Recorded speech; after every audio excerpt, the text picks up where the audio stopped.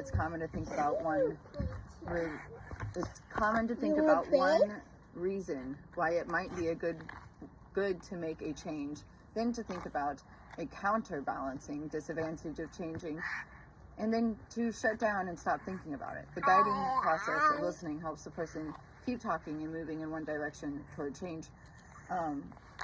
You can help the person keep thinking about and exploring the reasons and desire, ability, need for change, instead of bouncing back and forth between pros and cons and then shutting down. In the beginning of this, the first part one reading, I was discussing pros and cons. I was like kind of being sarcastic, like, do we really need a pros and cons list about this? But if it's hard to make a decision, and pros and cons list can work for literally anything, down to like, what restaurant are we eating at? How are we going to change, to so many different things. I love the pros and cons list. It just like really gives me perspective. She can work. She starts to talk with others about life she leads. Children are playing on and around the floor, taking turns being seen by a doctor to monitor their condition, and the use of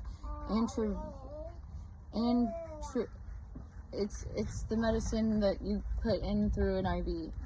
Antiretroviral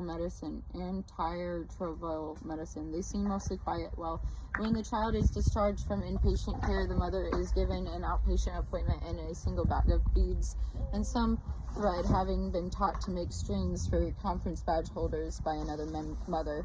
She returns the next week. She and her child are seen, and the best of her beadwork is brought from her at the nurse's duty desk to be sold by small charity. Over the next few months, she learns from other mothers about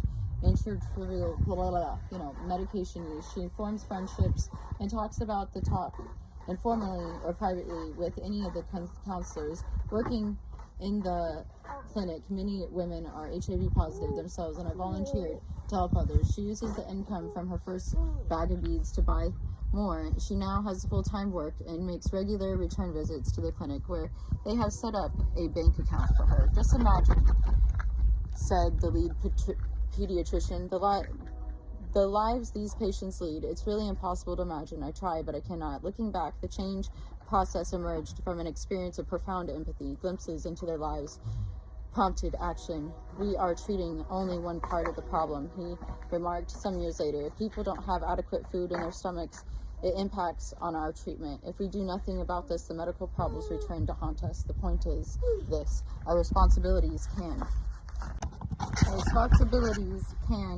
and should go beyond the treatment of the individual. We decided to develop a socioeconomic intervention within the walls of our hospital. I'm also hearing socioeconomic relationship.